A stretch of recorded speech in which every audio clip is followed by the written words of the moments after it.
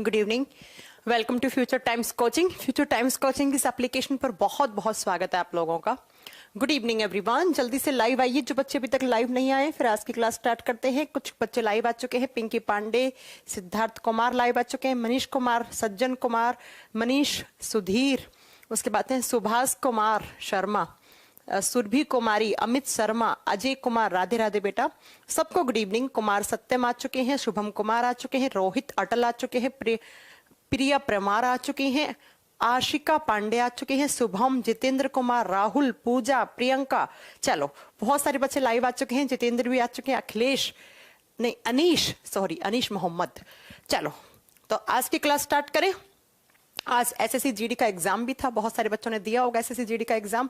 और SSC GD के exam में बहुत ही मतलब ऐसे सिली से क्वेश्चन पूछे गए, सिली इन द सेंस कि बहुत इजी क्वेश्चन पूछे गए हैं, जिसमें से 3-4 क्वेश्चन मैं आपसे डिस्कस कर लेती हूँ। पहला क्वेश्चन आया था कि सेल की स्टडी को क्या कहा जाता है। अब बताओ, इतना बच्चों वाला क्वेश्चन 1 नंबर का, सेल की स्टडी को हम क्या बोलते हैं? साइटोलॉजी बोलते हैं। मैंने पता नहीं कितनी बार आपको जब चैप्टर स्टार्ट किया था तो मैंने यही कहा था कि हम साइटोलॉजी चैप्टर पढ़ने जा रहे हैं। तो एक तो इतना आसान क्वेश्चन था। दूसरा क्वेश्चन था वो आया था एक विटामिन से, जो विटामिन अभी मैं आपको पढ़ा रही हूं, एक विटामिन एच के बारे में अभी पढ़ाऊंगी आपको। विटामिन एच, जो विटामिन एच होता है वो कोई एक अलग से विटामिन नहीं है। विटामिन जो B7 होता है उसी को ही विटामिन एच कहा जाता है।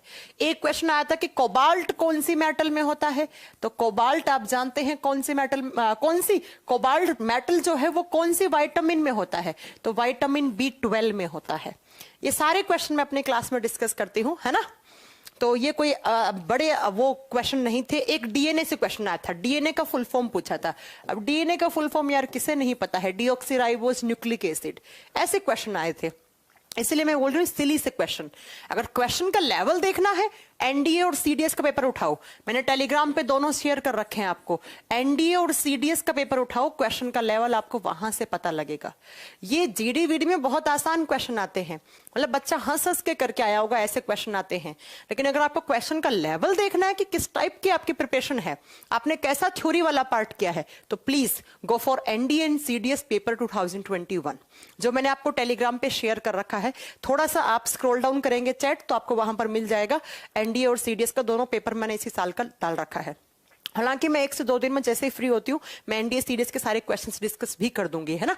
चलो अब स्टार्ट करें आज की क्लास। चलो तो आज की क्लास इतना पढ़ाया जाता है, ये बच्चों वाले क्वेश्चन नहीं छूटने वाले हैं। साइटोलॉजी, डीएनए का फुल फॉर्म पूछा है, कौन से विटामिन में कोबाल्ट होता है, बहुत ये तो मतलब आप ऐसे हंस खेल के करके आओगे। अगर आपने मेरी 1 लाइनर की कभी क्लास पढ़ ली होगी, अगर मोटा मोटा भी नोट्स उठा के पढ़ लिया होगा ना, जो नोट वाले हैं, तो वही आप कर पाओगे, है ना। चलो हाँ, विटामिन B7 को ही H विटामिन बोलते हैं। चलो करें हम क्वेश्चन। एनडीए सीडीएस के पेपर के क्वेश्चन पक्का चेक कर लेना, वहां में सबसे अच्छी साइंस पूछी जाती है। अगर आप एनडीए सीडीएस के कर पा रहे हैं तो आप स्टेट पीसीएस के बहुत आसानी से क्वेश्चन कर लेंगे।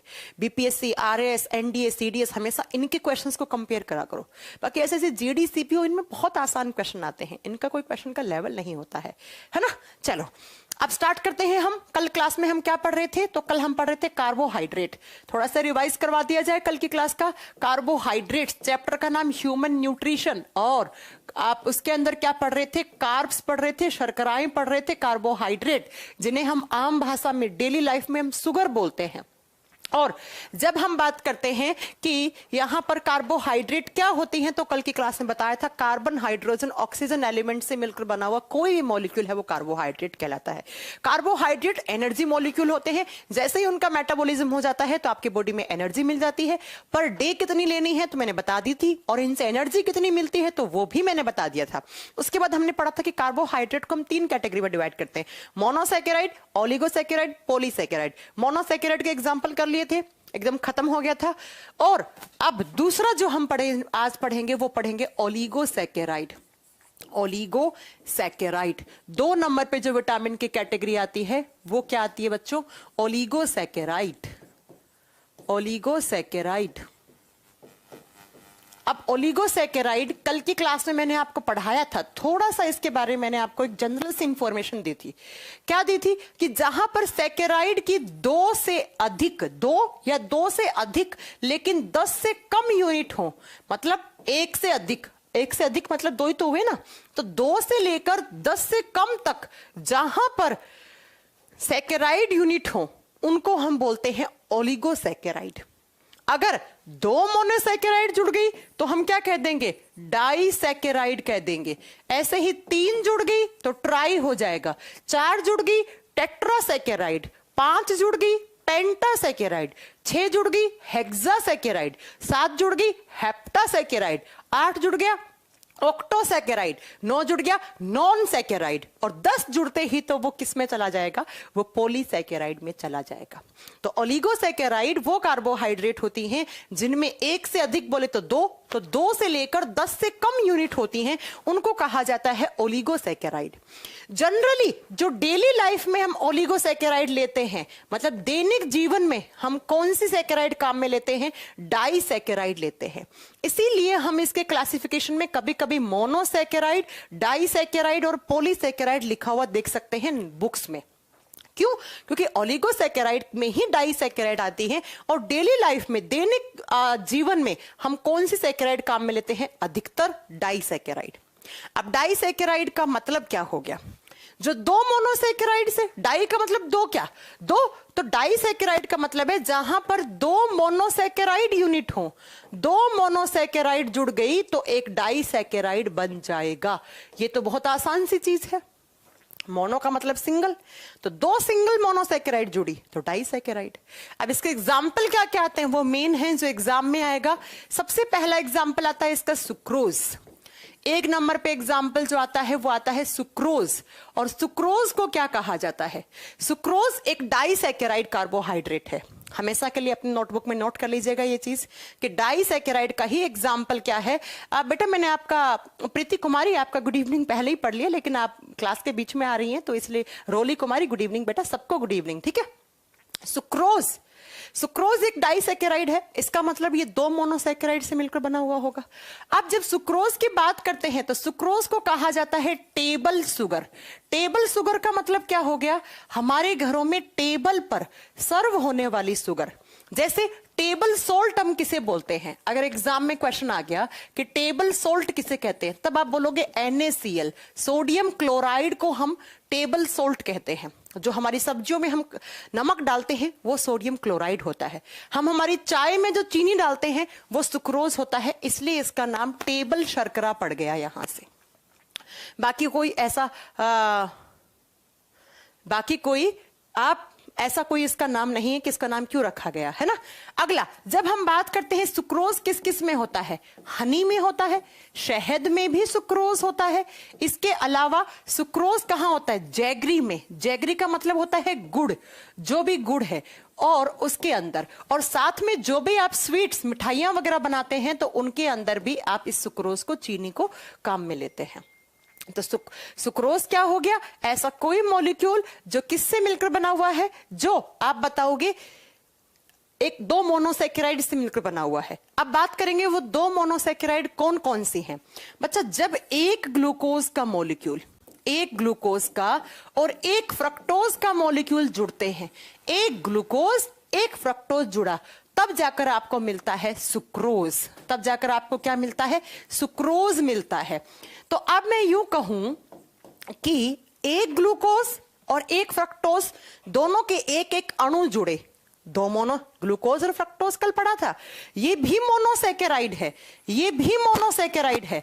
तो 2 मोनोसैकेराइड जुड़ गया तो एक डाइसैकेराइड बन गया, कौन सा, सुक्रोज। तो मैं या तो यूं कहूं कि एक ग्लूकोज और एक फ्रक्टोज जुड़ गया तो एक सुक्रोज बन गया, या मैं यूं कहूं कि जब सुक्रोज टूटेगा तो इसके टूटने से एक ग्लूकोज मिलेगा और एक फ्रक्टोज का मॉलिक्यूल बनेगा। कैसे ही कहूं, बात तो बराबर है ना, है ना। तो एग्जाम में दोनों टाइप से क्वेश्चन आएगा। क्या क्वेश्चन आएगा, पहला क्वेश्चन ये बन सकता है कि सुक्रोज किस किस के जुड़ने से बना, आपके बताओगे ग्लूकोज प्लस फ्रक्टोज, या बोलेगा ग्लूकोज और फ्रक्टोज के जुड़ने से कौन सा शुगर बनता है, तब आप क्या कहोगे, सुक्रोज बनता है। अब मैं इसके केमिकल रिएक्शन भी आपको बता देती हूं। कल मैंने क्लास में बताया था ग्लूकोज का फॉर्मूला क्या होता है, C6H12O6। वैसे ही फ्रक्टोज का भी मैंने कहा था आपका मॉलिक्यूलर फॉर्मूला सेम रहेगा, ये दोनों जुड़े, इनके जुड़ने से और थोड़ी सी आपने हीट दी, यहां पर थोड़ी सी हीट की जरूरत होती है। जैसे ही आपने हीट दी तो एक पानी का मॉलिक्यूल इस केमिकल रिएक्शन से बाहर हो जाएगा। एक पानी का फॉर्मूला क्या होता है? H2O, 2 हाइड्रोजन निकल गए, 1 ऑक्सीजन निकल गया। अब कार्बन 6 कितने हो गए? 12।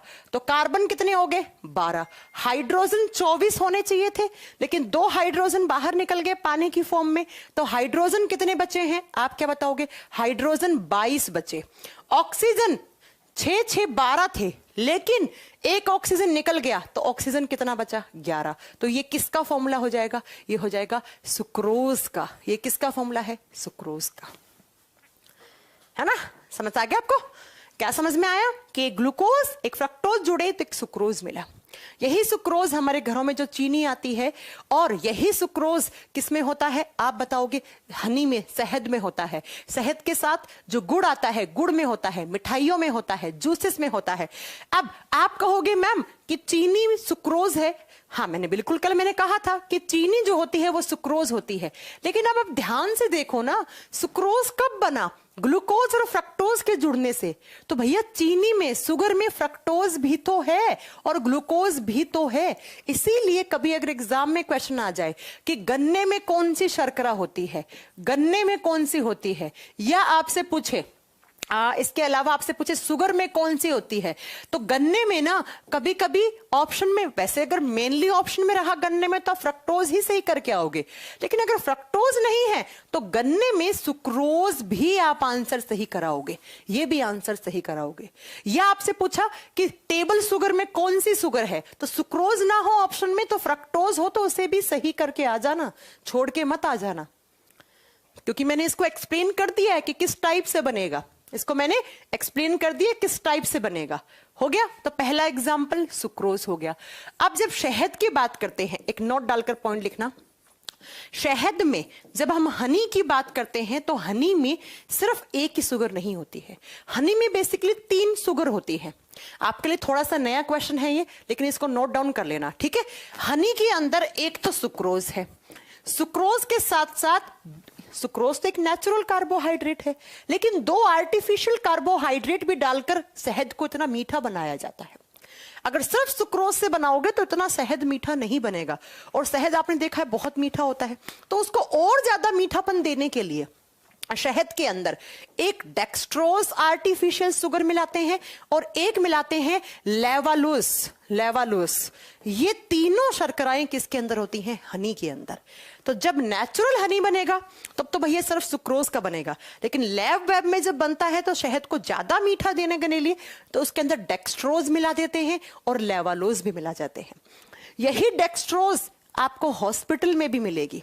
जब कभी भी आपका बीपी लो होता है, आपको कमजोरी आती है, तो हम डॉक्टर के पास जाते हैं, तो डॉक्टर क्या करता है? आपको एक ड्रिप चढ़ाता है, तो उस ड्रिप के अंदर ग्लूकोज के साथ डेक्सट्रोज होता है। तो अगर आपसे पूछ लिया जाए ना कि हॉस्पिटल में, हॉस्पिटल बोले तो अस्पतालों में जो आपको ड्रिप चढ़ती है, उस ड्रिप में कौन सा कार्बोहाइड्रेट होता है? तो मेन डेक्सट्रोज होता है, लेकिन डेक्सट्रोज के साथ साथ थोड़ा बहुत ग्लूकोज भी मिलाया जाता है। हम तो आम भाषा में क्या कहते हैं? अरे फलाना इंसान को ना बेहोश हो गया था तो डॉक्टर ने उसे ग्लूकोज की बोतल चढ़ाई। नहीं, वो ग्लूकोज की नहीं अकेले की, ग्लूकोज के साथ उसमें डेक्सट्रोज भी मिलाया है डॉक्टर ने, है ना? तो ये बात याद रखिएगा। अब चलते हैं दूसरे एग्जाम्पल पर। दूसरा एग्जाम्पल क्या है? दूसरा एग्जाम्पल आता है इसका माल्टोज। माल्टोज, माल्टोज किस में ज्यादा होता है? अंकुरित बीजों में। अंकुरित, जर्मिनेटेड, जो जर्मिनेशन जिनका आसानी से हो जाता है, अंकुरित बीजों में। जैसे हम खाते हैं ना, स्प्राउट्स खाते हैं, जो लोग हेल्दी फूड खाते हैं सुबह सुबह किसका नाश्ता करते हैं? स्प्राउट्स का नाश्ता करते हैं। तो अंकुरित बीजों में ये ज्यादा होता है। जो बीज जो जर्मिनेट हो जाते हैं, जैसे मूंग हो गया, मोठ हो गया, चना हो गया, इनमें होता है। इसके अलावा माल्टोज होता है बच्चों आलमंड में। आलमंड का मतलब होता है बादाम, इसीलिए इसका नाम पड़ा है आलमंड शुगर। इसे बादाम वाली शर्करा भी कहा जाता है, बादाम शर्करा। इसके अलावा ये काजू वगैरह में भी होता है, लेकिन बादाम में सबसे ज्यादा होता है माल्टोज। और एक बात बताऊं आपको कि ये माल्टोज ना, ये हमारे ब्रेन के लिए सबसे अच्छी शुगर मानी जाती है, इसलिए तो हम खाते हैं। बादाम वगैरह खाते हैं ना कि बादाम खाओ आपकी मेमोरी तेज हो जाएगी। तो हमारे ब्रेन की डेवलपमेंट के लिए आपके दिमाग के अंदर विकास करवाना है तो आप माल्टोज कार्बोहाइड्रेट ज्यादा लो। अंकुरित बीजों में भी होता है, मूंग हो गया, मोठ हो गया, चना हो गया, इन सब में भी होता है। और इसके अलावा आलमंड शुगर भी बोलते हैं इसे, और ड्राई फ्रूट्स में भी होता है। जो सूखे फल आते हैं, मतलब बोले तो मेवा वगैरह, जिसको आपको बादाम बोलते हो आप, किशमिश बोलते हो, अखरोट, उनमें भी ये होता है। जब हम माल्टोज की बात करते हैं कि माल्टोज कैसे बना, तो जब दो ग्लूकोज के मॉलिक्यूल जुड़ जाते हैं, ग्लूकोज प्लस ग्लूकोज, ऊपर वाले में क्या जुड़ा था, एक ग्लूकोज एक फ्रक्टोज जुड़ा, तब तो सुक्रोज बना। लेकिन आप बताओगे बेटा कि ग्लूकोज के साथ एक ग्लूकोज और दो ग्लूकोज जुड़ गए तो एक माल्टोज बनता है। दो ग्लूकोज के जुड़ने से एक माल्टोज बनता है। तो या तो मैं यूं कहूं कि ग्लूकोज प्लस ग्लूकोज माल्टोज, या मैं यूं कहूं कि जब माल्टोज टूटेगा तो वो क्या बनाएगा, एक ग्लूकोज और एक ग्लूकोज। जो एंजाइम तोड़ता है उसे माल्टेज कहते हैं। जो एंजाइम तोड़ता है उसे माल्टेज कहते हैं। एज जिसके भी आखिर में लगा हुआ होता है वो हमेशा एंजाइम होता है, वो हमेशा एंजाइम होता है। जैसे अमाइलेज, टाइलिन अमाइलेज, ऐसे आपने सुना होगा sucrase, maltase, lactase, etcetera etcetera. तो माल्टेज एक एंजाइम है, वो हमारे बॉडी में माल्टोज को तोड़ेगा दो ग्लूकोज में। क्लियर है? ये दूसरा एग्जाम्पल हो गया। तीसरा एग्जाम्पल क्या है? तीसरा एग्जाम्पल आता है लैक्टोज। 3 नंबर पे जो आता है उसे कहा जाता है लैक्टोज। लैक्टोज, लैक्टोज किसमें होती है? लैक्टोज ज्यादा होती है बच्चों दूध के अंदर, इसलिए इसका नाम पड़ा है मिल्क शुगर। इसीलिए इसे कहते हैं दुग्ध शर्करा, दूध में पाए जाने वाली। दूध के अंदर सबसे ज्यादा अगर कोई कार्बोहाइड्रेट होती है तो वो लैक्टोज होती है। इसलिए आपने देखा होगा कि दूध वगैरह के प्रोडक्ट के कंपनियों के नाम ही इसी पे रख दिए। लैक्टेज एक कंपनी है, बच्चों को जो पिलाते हैं ना सेरेलैक्स या दूध पिलाते हैं, उसको बच्चों का एक बहुत अच्छा ब्रांड आता है लैक्टेज का, है ना। तो दूध के अंदर कौन सी होती है? लैक्टोज। आपको जो दूध हल्का सा मीठा लगता है वो इसी की प्रेजेंस से लगता है। और जब हम बात करते हैं लैक्टोमीटर, बेटा वो दूध की दूध के अंदर मतलब कितना दूध है और कितना पानी है उसको मेजर करने के लिए लैक्टोमीटर एक इंस्ट्रूमेंट होता है पिंकी, वो काम में ले जाता है। लैक्टोज कैसे बनता है? जब एक ग्लूकोज एक गैलेक्टोज के साथ जुड़ता है, ग्लूकोज प्लस गैलेक्टोज, एक मॉलिक्यूल ग्लूकोज का एक मॉलिक्यूल गैलेक्टोज का जुड़ा, तब हमें मिला एक मॉलिक्यूल किसका? माल्टोज का। या मैं यूं कहूं माल्टोज के टूटने से एक ग्लूकोज और एक गैलेक्टोज मिला। जो एंजाइम तोड़ता है उसका नाम होता है माल्टेज। बेटा फॉर्मूला सेम रहेगा इनके लिए। जो एंजाइम तोड़ता है उसे क्या बोलेंगे? माल्टेज। फॉर्मूला अलग नहीं होगा कुमार सत्यम, अलग कैसे हो जाएगा? सबका ग्लूकोज का फॉर्मूला सेम है, गैलेक्टोज का सेम है, तो वही रहेगा C12H22O11, फॉर्मूला सेम रहेगा। तो ये हो गया जो एंजाइम, माल्टोज गलत लिख दिया, लैक्टेज होगा ना। ये देखो तुम्हारे कमेंट पढ़ने के चक्कर में दिमाग हड़बड़ा जाता है। तो एक ग्लूकोज एक गैलेक्टोज के जुड़ने से लैक्टोज मिला। और लैक्टोज को कौन सा एंजाइम तोड़ता है? लैक्टेज एंजाइम तोड़ता है। और ये एंजाइम तोड़ेगा तो एक ग्लूकोज और एक गैलेक्टोज में तोड़ देगा। खत्म? समझ में आ गई मेरी बात? तो ये तीनों एग्जाम्पल किसके हैं? Lactose, maltose, sucrose, they all are disaccharide. अब मैं थोड़ी सी दूध वाले पॉइंट पे आगे चलते हैं, दूध की बात करते हैं। यहां से दूध वाले चैप्टर से कुछ क्वेश्चन बनते हैं, सारे करवा देते हैं। सुनो, आप दूध पीते हो, है ना? दूध लिया आपने, दूध के अंदर जो मीठापन है वो किसकी प्रेजेंस से लगता है आपको? लैक्टोज शुगर की वजह से। ये लैक्टोज शुगर है, इसकी वजह से आपको दूध मीठा लग रहा है।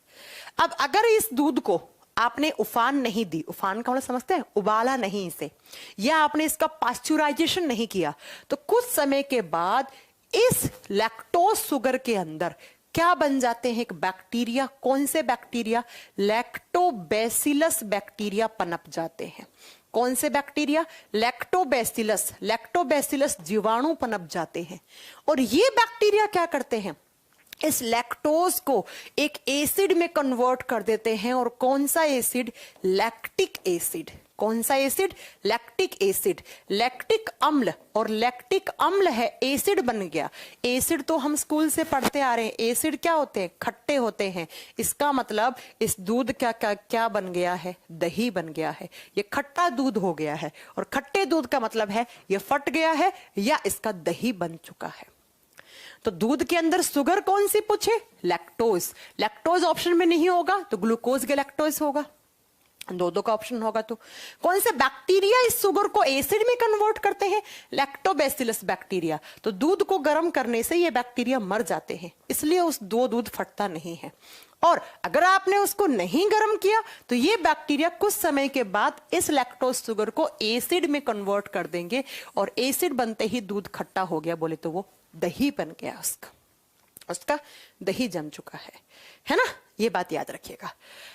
अब चलो नेक्स्ट, ये हो गया ओलिगोसैकेराइड में। आपको डाइसैकेराइड का ही एग्जांपल याद करना है, बाकी आपके एग्जाम में नहीं आते हैं इनसे। अब बात करते हैं तीसरे टाइप की कार्बोहाइड्रेट। कौन सी? पॉलीसैकेराइड। 3 नंबर पे आती है पॉलीसैकेराइड, हिंदी में सेम नाम है। कल की क्लास में बताया था पोली का मतलब हमेशा ज्यादा होता है। ऐसी कार्बोहाइड्रेट जहां पर 10 या 10 से ज्यादा, 10 या क्या होगा, 10 से ज्यादा मोनोसैकेराइड जुड़ गई, 10 से ज्यादा मोनोसैकेराइड जुड़ गई तो हमें क्या मिल गया? एक कॉम्प्लेक्स कार्बोहाइड्रेट। और उसी कॉम्प्लेक्स कार्बोहाइड्रेट का नाम क्या रहेगा? पॉलीसैकेराइड रहेगा। तो सबसे ज्यादा कॉम्प्लेक्स कार्बोहाइड्रेट पूछ ले तो आप बताओगे पॉलीसैकेराइड। इजीएस्ट, सिंपलेस्ट कौन सी होती है? मोनोसैकेराइड होती है। जब हम पॉलीसैकेराइड की बात करते हैं तो यहां पर 10 से अधिक कितनी भी हो सकती हैं, तो इनका स्टैंडर्ड फॉर्मूला कैसे लिखा जाता है? मोनोसैकेराइड का ये फॉर्मूला है तो इसकी n नंबर ऑफ यूनिट जोड़ दो, n नंबर ऑफ। अब ये n में कितने मॉलिक्यूल हो सकते हैं मोनोसैकेराइड के? 10 से 11 भी हो सकते हैं, 20 भी हो सकते हैं, 50 भी हो सकते हैं, 100 भी हो सकते हैं, 1000 भी हो सकते हैं, अनंत तक हो सकते हैं। तो इनका फॉर्मूला ऐसे लिखा जाता है, इनका कोई स्टैंडर्ड फॉर्मूला है ना, वो यही होता है। ये बात आप याद रखिएगा। अब जब हम बात करते हैं पॉलीसैकेराइड की, तो पॉलीसैकेराइड का फंक्शन क्या है, कहां पर प्रेजेंट होती है? तो एक्चुअली पॉलीसैकेराइड जो है ना, वो 2 चीजों में काम आती है। या तो वो किसी ना किसी चीज की स्ट्रक्चर को बना रही होंगी, इसलिए हम इन्हें बोलते हैं स्ट्रक्चरल पॉलीसैकेराइड कार्बोहाइड्रेट। या तो क्या कर रही होंगी, ये स्ट्रक्चर फॉर्म कर रही होंगी, किसी ना किसी चीज की स्ट्रक्चर बना रही होंगी, संरचना बनाती होंगी किसी ना किसी चीज की। तो 1 नंबर पे लिखोगे आप स्ट्रक्चरल पॉलीसैकेराइड, या स्ट्रक्चरल फॉर्म लिख लो। स्ट्रक्चरल फॉर्म मतलब किसी ना किसी चीज की संरचना बनाने वाली, संरचना बना रही होंगी किसी ना किसी चीज की। या ये स्टोरेज फॉर्म में होती है हमेशा, स्टोरेज फॉर्म में। स्टोरेज फॉर्म का मतलब है स्टोर हुई पड़ी होंगी कहीं ना कहीं, संग्रहित अवस्था में होंगी। ये किस अवस्था में होंगी? संग्रहित अवस्था में होंगी। जब स्ट्रक्चरल की बात करते हैं, अभी एक एग्जांपल दूंगी, तुरंत आपके दिमाग में क्लिक हो जाएगा। स्ट्रक्चरल में पहला एग्जांपल है सेल्यूलोज का। सेल्यूलोज एक पॉलीसैकेराइड कार्बोहाइड्रेट होती है, और ये कैसी? ये स्ट्रक्चरल है। अब ये किसकी स्ट्रक्चर बनाती है? बेटा मैंने आपको साइटोलॉजी वाले चैप्टर में चिल्ला चिल्ला के पढ़ाया था कि जो प्लांट की सेल वॉल होती है वो किसकी बनी हुई होती है? पादप कोशिकाओं की कोशिका भित्ति सेल्यूलोज की बनी हुई होती है।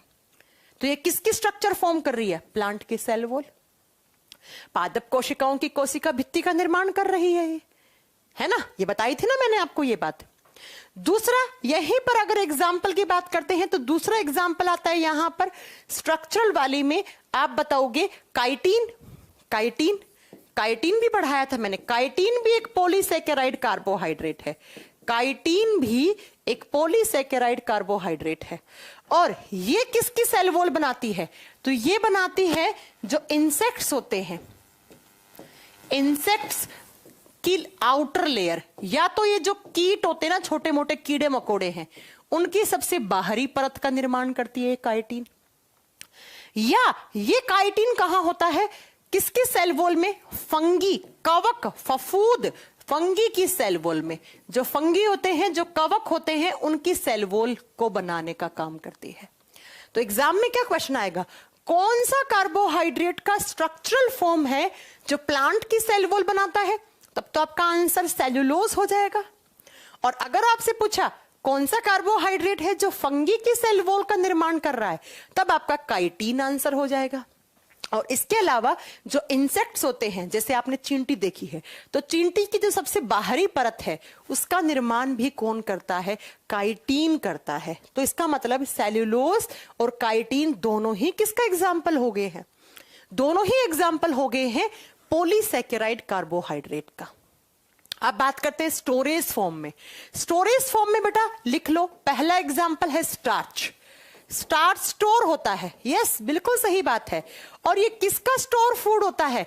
प्लांट्स का। प्लांट का स्टोर फूड प्लांट में स्टोर फूड के रूप में पाया जाता है। पेड़ पौधों का जो संग्रहित खाना होता है वो उनकी जड़ों में और किसकी फॉर्म में? स्टार्च की फॉर्म में होता है। जो प्लांट्स होते हैं उनकी जड़ों के अंदर, देखो कैसे, अब मैं आपको एक एग्जांपल देती हूं, आपको सब क्लियर हो जाएगा। प्लांट्स क्या बनाते हैं? फोटोसिंथेसिस करते हैं तो बहुत सारा ग्लूकोज बनाते हैं। Glucose is a monosaccharide carbohydrate. बहुत सारा ग्लूकोज बन गया प्लांट के पत्तों के अंदर, सारा ग्लूकोज आपस में जुड़ेगा। ग्लूकोज की n नंबर यूनिट जुड़ गई तो क्या बन गया? आप बताओगे स्टार्च बन गया। और वो स्टार्च आता है कहां पर? प्लांट की रूट्स में, जड़ों में। बहुत सारा ग्लूकोज आया जड़ों के अंदर, जब आकर ग्लूकोज जुड़ गई, उसकी n नंबर ऑफ यूनिट जुड़ गई तो स्टार्च बन गया। इसीलिए स्टार्च को कह दिया प्लांट में स्टोर फूड। पेड़ पौधों का संग्रहित भोजन स्टार्च की फॉर्म में होता है जो उनकी जड़ों में होता है। ऐसे ही अगर आपसे पूछ ले दूसरा स्टोरेज फॉर्म में, तो दूसरा स्टोरेज फॉर्म में जो होता है उसका नाम है ग्लाइकोजन। ग्लाइकोजन ग्लाइकोजन भी एक कार्बोहाइड्रेट है। कैसी? पॉलीसैकेराइड। और ये किसके बॉडी में स्टोर होता है? ये एनिमल्स का स्टोर फूड माना जाता है, जानवरों का। एनिमल्स का बोलो या ह्यूमन बॉडी का, मनुष्य के शरीर का या एनिमल्स का जो स्टोर फूड है, और जो कहां पर होता है? उनके लीवर में होता है। हमारा जो यकृत है, लीवर, उसके अंदर ग्लाइकोजन होता है। यकृत के अंदर ग्लाइकोजन होता है। हमारे बॉडी में ग्लूकोज होता है, ज्यादा ग्लूकोज हो गया तो ग्लूकोज के मॉलिक्यूल्स आपस में जुड़ेंगे तो क्या बना देंगे? ग्लाइकोजन। और वो ग्लाइकोजन जाके कहां स्टोर होगा? हमारे लीवर में। तो हमारा क्या हो गया स्टोर फूड? ग्लाइकोजन। प्लांट्स का क्या हो गया? स्टार्च। ऐसे ही एक एग्जांपल और आता है 3 नंबर पर, इन्यूलिन। इंसुलिन मत समझ लेना इसे, इन्यूलिन। इन्यूलिन इन्यूलिन भी स्टोर फूड माना जाता है। एक प्लांट होता है डहेलिया, डहेलिया प्लांट। इन्यूलिन भी एक पॉलीसैकेराइड कार्बोहाइड्रेट है। और इस इन्यूलिन कहां पर होता है? एक प्लांट होता है डहेलिया। डहेलिया प्लांट की रूट्स में स्टोर होता है। डहेलिया पादप की जड़ों में, डहेलिया के अंदर एक स्टोर फूड होता है उसका, जिसे हम इन्यूलिन कहते हैं। तो ये इन्यूलिन हो गया, स्टार्च हो गया, ग्लाइकोजन हो गया। देखो सारे एग्जाम्पल बोर्ड पे लिखे हुए हैं। कौन कौन सा एग्जाम्पल?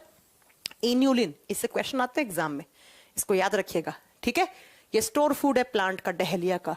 दूसरा ग्लाइकोजन, तीसरा स्टार्च, चौथा सेल्यूलोज, पांचवा काइटिन। तो ये पांचों के पांचों क्या है?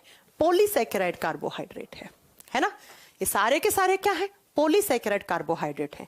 लेकिन अगर हम सारे कार्बोहाइड्रेट में glucose, fructose, maltose, lactose, starch, cellulose, इनमें बात करें सबसे ज्यादा कौन सा है? तब आप बताओगे सबसे ज्यादा होता है सेल्यूलोज।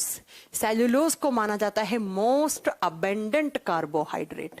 तो अगर आपसे पूछ लिया most abundant carbohydrate on earth, इस धरती के ऊपर सबसे ज्यादा सर्वाधिक मात्रा में पाए जाने वाली शर्करा कौन सी है?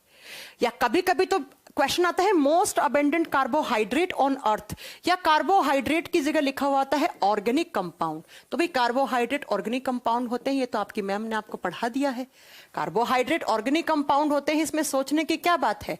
तो सबसे ज्यादा अगर इस धरती पर पूछे कौन सी शर्करा है, नेचुरल की बात कर रही हूं मैं, आर्टिफिशियल तो आप लैब में कितनी बना लो, आपके पास प्रोडक्ट हैं तो वो आप क्या बताओगे? सेल्यूलोज। तो सेल्यूलोज कार्बोहाइड्रेट जो होती है वो बेटा आप बताओगे सबसे ज्यादा होती है इस धरती के ऊपर। कहां पर होता है? प्लांट की सेल वॉल में। और प्लांट से ही हम क्या बनाते हैं? आप जानते हैं बुक्स, किताब बनता है, गत्ता, कार्टून ये बनती हैं। और किताबें हमारे घरों में आपने देखी होंगी कि बहुत दिनों तक आपकी जो किताब पड़ी रहती है तो किताबों का जो पेज है वो काला पड़ने लग जाता है। तो एग्जाम में क्वेश्चन आता है ये कि बहुत ज्यादा दिनों तक आपके घरों के अंदर खुली किताब पड़ी है तो उसके पेज काले पड़ने लग जाते हैं, ब्लैकिश हो जाते हैं। वो किसकी वजह से हो जाते हैं? Because of the presence of cellulose. Cellulose की प्रेजेंस से वो जो किताबों के पेज होते हैं वो काले पड़ने लग जाते हैं, है ना। और सेल्यूलोज कहाँ काम आ गया आप बताओगे? बुक्स वगैरह बनाने में, पेपर इंडस्ट्री में काम में आता है ये। अब जब हम बात करते हैं सेल्यूलोज की, तो सेल्यूलोज जो है इसका डाइजेशन ह्यूमन बॉडी में नहीं होता है। अगर मैं ह्यूमन बॉडी की बात करती हूं, मनुष्य के शरीर की बात करती हूं, तो ह्यूमन बॉडी में इसका डाइजेशन नहीं होता है, इसका पाचन नहीं होता है। क्यों नहीं होता है इसका डाइजेशन? क्योंकि इसका पाचन करवाने वाले एंजाइम नहीं होते हैं हमारे बॉडी में। इसका डाइजेशन करवाने वाले एंजाइम होते ही नहीं है हमारे बॉडी में। इसलिए आप बताओगे, इसलिए आप बताओगे कि अगर एग्जाम में क्वेश्चन पूछ लिया कि ह्यूमन बॉडी में किस कार्बोहाइड्रेट का या किस ऑर्गेनिक मैटर का या किस कार्बनिक पदार्थ का डाइजेशन नहीं होता, सेल्यूलोज का डाइजेशन नहीं होता। आप कहोगे स्टार्च का होता है। यस, स्टार्च माल्टोज में टूटता है हमारे बॉडी में, देन माल्टोज आगे जाकर ग्लूकोज और 2 ग्लूकोज में टूट जाता है ना। समझ में आ रहा है आपको मेरी बात? स्टार्च इसके अलावा कहां काम आता है? स्टार्च के बारे में एक पॉइंट और आपको नोट करवा देती हूं। आप लोग बीमार पड़ते हो तो आप कैप्सूल खाते हो, हाँ जी, कैप्सूल खाते हो ना। तो कैप्सूल के चारों तरफ एक मेम्ब्रेन बनी हुई आती है जिसके अंदर आते हैं ना पीले, लाल, ऐसे अलग अलग कलरफुल कैप्सूल आते हैं। तो कैप्सूल के चारों तरफ जो मेम्ब्रेन बनी हुई होती है, जो झिल्ली बनी हुई होती है, वो किसकी बनी हुई होती है? वो स्टार्च की बनी हुई होती है, वो स्टार्च की बनी हुई होती है। क्लियर है? ये सारे एग्जाम के क्वेश्चन आते हैं तो मैंने आपको नोट करवा दिए हैं, नोट डाउन करवा दिए हैं। ये सब नेचुरल कार्बोहाइड्रेट थे, मतलब जो नेचर में अक्रंस है जिनकी। अब अगर आप बात करो लैब में भी बहुत सारी कार्बोहाइड्रेट बनती हैं, लेकिन ऐसे कार्बोहाइड्रेट को फिर हम क्या नाम देते हैं? इन्हें नाम देते हैं हम आर्टिफिशियल, मैन मेड, जो मनुष्य द्वारा बनाई गई हैं। तो आप लिखोगे आर्टिफिशियल कार्बोहाइड्रेट। आर्टिफिशियल बोले तो कृत्रिम शर्कराएं, कृत्रिम, इनके नाम लिख लो जो लैब में बनाकर तैयार की गई हैं, मैन मेड हैं, मनुष्य द्वारा बनाई गई हैं। जैसे एग्जाम्पल लिख लो डेक्सट्रोज, एक जो बताया था मैंने आपको, डेक्सट्रोज हो गया। लिख लो सैक्रीन हो गया, कभी ना कभी इनका नाम पक्का सुनोगे आप। एस्पार्टीम हो गया, एस्पार्टीम हो गया। और लिख लो सुक्रालोज हो गया, सुक्रालोज। ये इंसान के द्वारा बनाई गई है। और ये कहाँ काम आती हैं? अब देखो बेटा, आप कहोगे कि हम तो नेचुरल कार्बोहाइड्रेट खाते हैं। नहीं, ऐसा नहीं है। आप सब लोग कोल्ड ड्रिंक पीते होंगे, कोल्ड ड्रिंक्स बनाने में यही कार्बोहाइड्रेट काम में ली जाती हैं। इसके अलावा जो मिठाई वगैरह होती हैं, बंगाली मिठाइयाँ आती हैं, उन सब में ये बनाने के लिए काम में ली जाती हैं। लेकिन सारे लोग नहीं लेते हैं, कुछ लोग तो चीनी का ही ऐसे घोल बना के, चाशनी बनाकर उससे मिठाई वगैरह बनाते हैं। लेकिन बहुत सारे लोगों में ये सब डाल के भी बनाई जाती हैं। ठीक है, ये सारी बातें आप नोट कर लेना। ये बहुत मीठी होती है, बहुत मीठी होती है। अब एक बच्चा पूछ रहा है मैम शुगर फ्री टैबलेट क्या होती है? शुगर फ्री टैबलेट जिन लोगों को डायबिटीज होता है, जिन लोगों में शुगर ज्यादा है पहले से, जो मिठाई नहीं खा सकते, चाय मीठी करके नहीं पी सकते क्योंकि उनके अंदर पहले से कार्बोहाइड्रेट है, तो वो लोग जाते हैं शुगर फ्री चीजों पे। शुगर फ्री जो आपकी टैबलेट आती है, देखा होगा ना, एक छोटा सा पैकेट डिब्बा सा आता है। जिन लोगों को डायबिटीज होता है, तो जिन लोगों को डायबिटीज है उनके बॉडी में पहले से ही ग्लूकोज की मात्रा ज्यादा है, पहले ही उनके बॉडी में शुगर ज्यादा है। आप अगर और बाहर से और शुगर दोगे तो भाई साहब उनका डायबिटीज तो बढ़ता जाएगा, उनका शुगर का लेवल तो बढ़ता जाएगा, बढ़ता जाएगा, बढ़ता जाएगा। तो फिर डॉक्टर क्या कहता है कि आप शुगर फ्री टैबलेट खाओ। शुगर फ्री टैबलेट में कोई भी आप बताओगे शुगर होती ही नहीं है। शुगर होती नहीं है का मतलब क्या है, वो हमारे बॉडी में इनके अंदर इनका मेटाबॉलिज्म नहीं होता, और जब मेटाबॉलिज्म नहीं हुआ तो भाई साहब इनसे शुगर नहीं मिलेगी हमें। खाने में मीठी लगेगी, चीनी में डालोगे चीनी मीठी हो जाएगी, लेकिन इनका मेटाबॉलिज्म नहीं होता। जब इनका चैपचेन नहीं हुआ, इनका मैंने कहा था ना कि मेटाबॉलिज्म होगा तभी एनर्जी मिलेगी, तभी उससे सारी की सारी शुगर से हम सारी चीजें ले पाएंगे, लेकिन इनका मेटाबॉलिज्म में नहीं होता, बस मीठे लगेंगे आपको। इसलिए जो डॉक्टर है वो शुगर फ्री टैबलेट्स जिसको बोल देता है, जिसको डायबिटीज वगैरह होती है, उन्हें कह देता है कि आप ले लो। अब मैं आपको कुछ चीजें और नोट करवाती हूँ जो कभी कभार एग्जाम में पूछ ली जाती है, कभी कभार नहीं भी आती है। जब हम बात करते हैं ग्लाइकोजन की, अगर आपसे क्वेश्चन पूछ ले ग्लाइकोजन कौन सी मोनोसैकेराइड से मिलकर बना हुआ है, तो आप बताए ना ग्लाइकोजन अल्फा ग्लूकोज के n नंबर ऑफ मॉलिक्यूल। जब अल्फा, देखो ग्लूकोज दो टाइप का होता है, एक होता है अल्फा ग्लूकोज, एक होता है बीटा ग्लूकोज। उनके स्ट्रक्चर के आधार पर अल्फा ग्लूकोज की n नंबर ऑफ यूनिट जुड़ जाती हैं तो ग्लाइकोजन मिलता है।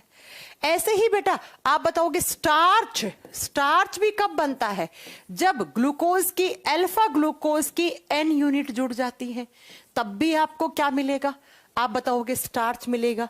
लेकिन जब हम बात करते हैं सेल्यूलोज की, तो सेल्यूलोज बना हुआ होता है बीटा ग्लूकोज से।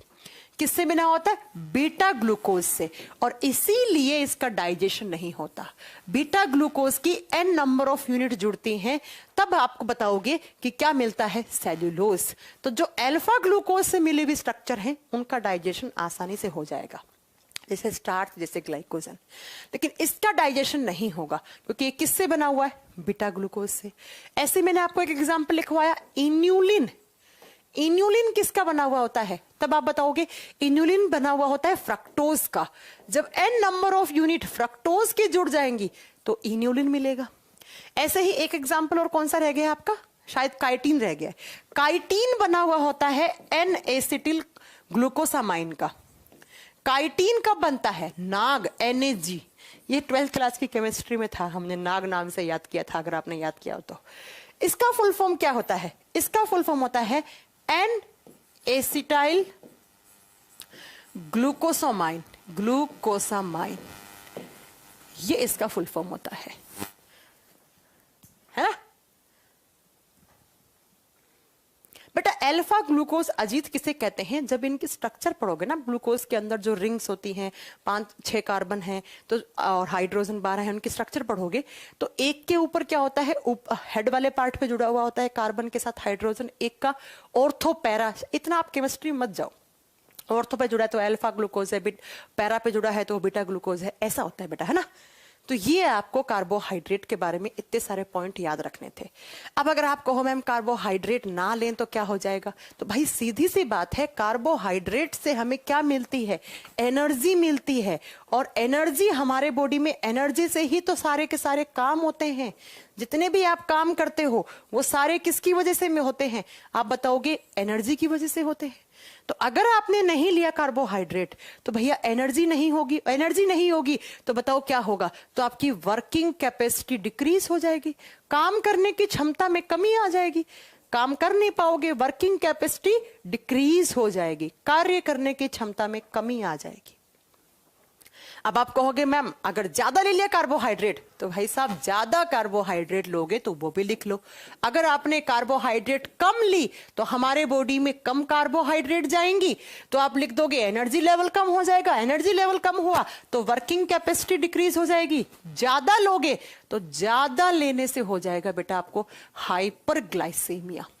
लेकिन थोड़ा बहुत ज्यादा लेने से नहीं, बहुत ज्यादा लेने से हाइपरग्लाइसेमिया, और हाइपरग्लाइसेमिया बहुत दिनों तक रहा तो आपको डायबिटीज जैसी बीमारी का सामना करना पड़ सकता है।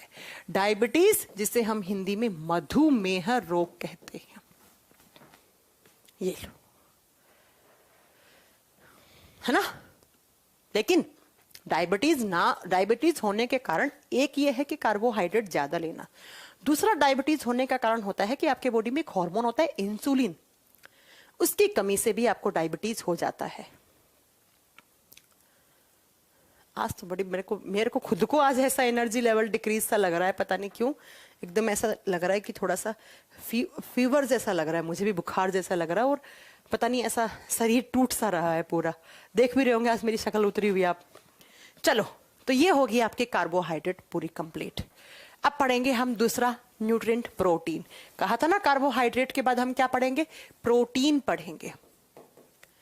एक मिनट रुको, थोड़ा पानी पीती हूँ, थोड़ा सही लगेगा मुझे। लेकिन पानी से एनर्जी तो नहीं मिलेगी मुझे।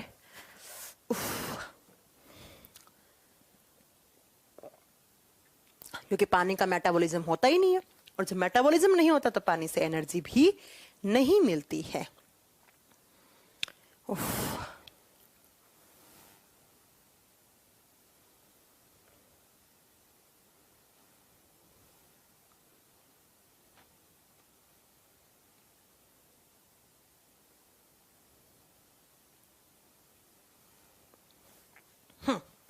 चलो, अब लिखेंगे 2 नंबर पे प्रोटीन।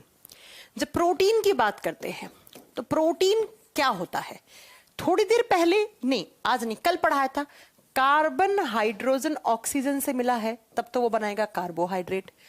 कार्बन हाइड्रोजन ऑक्सीजन और नाइट्रोजन, जब ये चारों जुड़ते हैं एलिमेंट, तब हमें क्या मिलता है?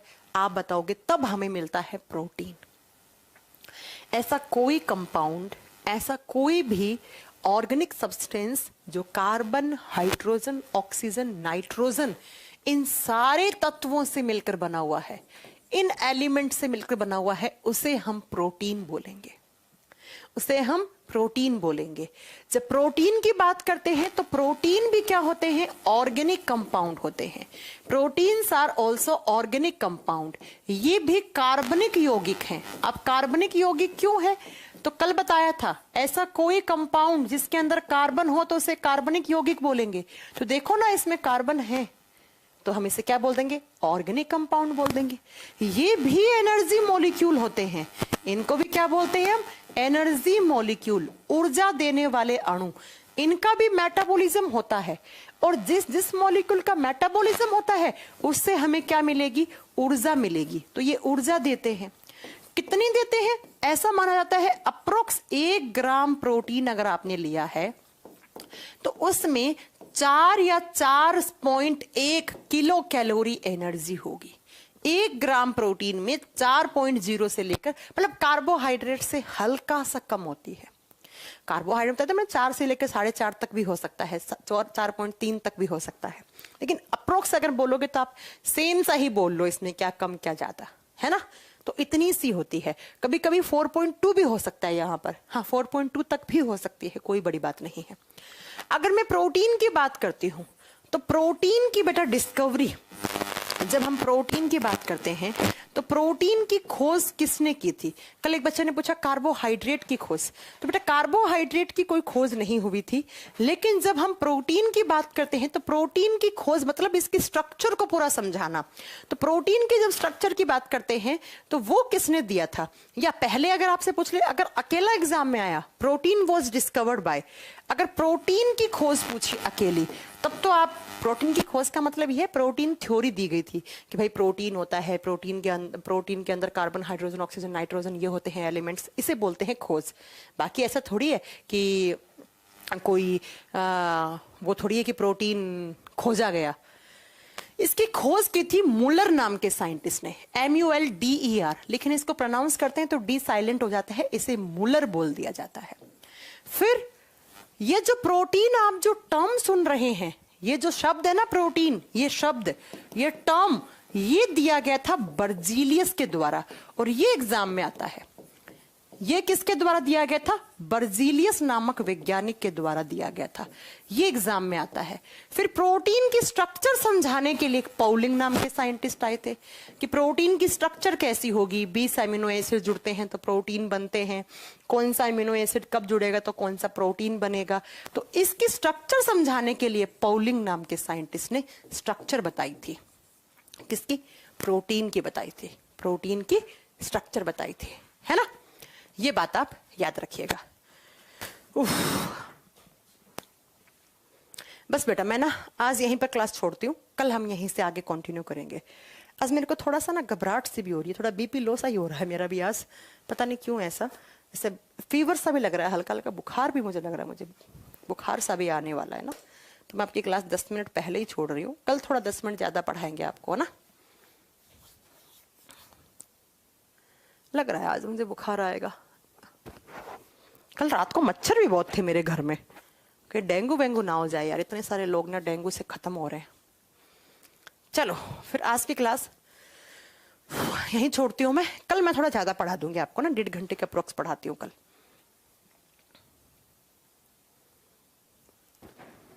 पता नहीं आज बुखार सा ऐसा कैसे लग रहा है। चलिए फिर आज के लिए इतना बहुत है, thank you very much, bye, है ना, कल मिलती हूँ आपसे ना। ओह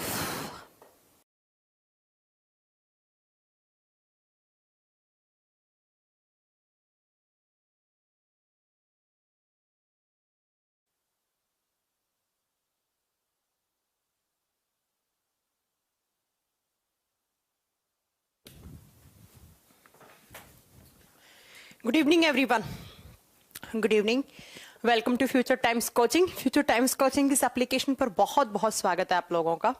गुड इवनिंग एवरीवन, जल्दी से लाइव आइए जो बच्चे अभी तक लाइव नहीं आए, फिर आज की क्लास स्टार्ट करते हैं। कुछ बच्चे लाइव आ चुके हैं, पिंकी पांडे, सिद्धार्थ कुमार लाइव आ चुके हैं, मनीष कुमार, सज्जन कुमार, मनीष, सुधीर, उसके बाद हैं सुभाष कुमार शर्मा, सुरभि कुमारी, अमित शर्मा, अजय कुमार, राधे राधे बेटा सबको गुड इवनिंग। कुमार सत्यम आ चुके हैं, शुभम कुमार आ चुके हैं, रोहित अटल आ चुके हैं, प्रिया परमार आ चुकी हैं, आशिका पांडे आ चुके हैं, शुभम, जितेंद्र कुमार, राहुल, पूजा, प्रियंका, चलो बहुत सारे बच्चे लाइव आ चुके हैं, जितेंद्र भी आ चुके हैं, अखिलेश नहीं अनीश, सॉरी अनीश मोहम्मद। चलो तो आज की क्लास स्टार्ट करें। आज एसएससी जीडी का एग्जाम भी था, बहुत सारे बच्चों ने दिया होगा एसएससी जीडी का एग्जाम, और एसएससी जीडी के एग्जाम में बहुत ही मतलब ऐसे सिली से क्वेश्चन पूछे गए हैं, सिली इन द सेंस कि बहुत इजी क्वेश्चन पूछे गए हैं, जिसमें से 3-4 क्वेश्चन मैं आपसे डिस्कस कर लेती हूँ। पहला क्वेश्चन आया था कि सेल की स्टडी को क्या कहा जाता है। अब बताओ इतना बच्चों वाला क्वेश्चन 1 नंबर का, सेल की स्टडी को हम क्या बोलते हैं? साइटोलॉजी बोलते हैं। मैंने पता नहीं कितनी बार आपको जब चैप्टर स्टार्ट किया था तो मैंने यही कहा था कि हम साइटोलॉजी चैप्टर पढ़ने जा रहे हैं। तो एक तो इतना आसान क्वेश्चन था। दूसरा क्वेश्चन था वो आया था एक विटामिन से, जो विटामिन अभी मैं आपको पढ़ा रही हूं, एक विटामिन एच के बारे में अभी पढ़ाऊंगी आपको। विटामिन एच, जो विटामिन एच होता है वो कोई एक अलग से विटामिन नहीं है, विटामिन जो B7 हो जाता है, B7 होता है उसी को ही विटामिन एच कहा जाता है। एक क्वेश्चन आया था कि कोबाल्ट कौन सी मेटल में होता है, तो कोबाल्ट आप जानते हैं कौन सी मेटल, कौन सी कोबाल्ट मेटल जो है वो कौन सी विटामिन में होता है, तो विटामिन B12 में होता है। ये सारे क्वेश्चन मैं अपने क्लास में डिस्कस करती हूँ, है ना। तो ये कोई बड़े वो क्वेश्चन नहीं थे। एक डीएनए से क्वेश्चन आया था, डीएनए का फुल फॉर्म पूछा था। अब डीएनए का फुल फॉर्म यार किसे नहीं पता है, डीऑक्सीराइबोस न्यूक्लिक एसिड, ऐसे क्वेश्चन आए थे। इसलिए मैं बोल रही हूँ सिली से क्वेश्चन। अगर क्वेश्चन का लेवल देखना है, एनडीए और सीडीएस का पेपर उठाओ, मैंने टेलीग्राम पे दोनों शेयर कर रखे हैं आपको। एनडीए और सीडीएस का पेपर उठाओ, क्वेश्चन का लेवल आपको वहां से पता लगेगा। ये जीडी वीडी में बहुत आसान क्वेश्चन आते हैं, मतलब बच्चा हंस हंस के करके आया होगा, ऐसे क्वेश्चन आते हैं। लेकिन अगर आपको क्वेश्चन का लेवल देखना है कि किस टाइप की आपकी प्रिपरेशन है, आपने कैसा थ्योरी वाला पार्ट किया है, तो please go for NDA and CDS paper 2021, जो मैंने आपको टेलीग्राम पे शेयर कर रखा है। थोड़ा सा आप स्क्रॉल डाउन करेंगे चैट तो आपको वहां पर मिल जाएगा। एनडीए और सीडीएस का दोनों पेपर मैंने इसी साल का डाल रखा है। हालांकि मैं 1 से 2 दिन में जैसे ही फ्री होती हूँ मैं एनडीए सीडीएस के सारे क्वेश्चंस डिस्कस भी कर दूंगी, है ना। चलो अब स्टार्ट करें आज की क्लास। चलो तो आज की क्लास इतना पढ़ाया जाता है, ये बच्चों वाले क्वेश्चन नहीं छूटने वाले हैं। साइटोलॉजी, डीएनए का फुल फॉर्म पूछा है, कौन से विटामिन में कोबाल्ट होता है, बहुत ये तो मतलब आप ऐसे हंस खेल के करके आओगे। अगर आपने मेरी 1 लाइनर की कभी क्लास पढ़ ली होगी, अगर मोटा मोटा भी नोट्स उठा के पढ़ लिया होगा ना, जो नोट वाले हैं, तो वही आप कर पाओगे, है ना। चलो हाँ, विटामिन B7 को ही H विटामिन बोलते हैं। चलो करें हम क्वेश्चन। एनडीए सीडीएस के पेपर के क्वेश्चन पक्का चेक कर लेना, वहां में सबसे अच्छी साइंस पूछी जाती है। अगर आप एनडीए सीडीएस के कर पा रहे हैं तो आप स्टेट पीसीएस के बहुत आसानी से क्वेश्चन कर लेंगे। बीपीएससी, आरएस, एनडीए, सीडीएस, हमेशा इनके क्वेश्चंस को कंपेयर करा करो। बाकी ऐसे जीडी, सीपीओ, इनमें बहुत आसान क्वेश्चन आते हैं, इनका कोई क्वेश्चन का लेवल नहीं होता है ना। चलो अब स्टार्ट करते हैं हम। कल क्लास में हम क्या पढ़ रहे थे, तो कल हम पढ़ रहे थे कार्बोहाइड्रेट। थोड़ा सा रिवाइज करवा दिया जाए कल की क्लास का। कार्बोहाइड्रेट्स चैप्टर का नाम ह्यूमन न्यूट्रिशन, और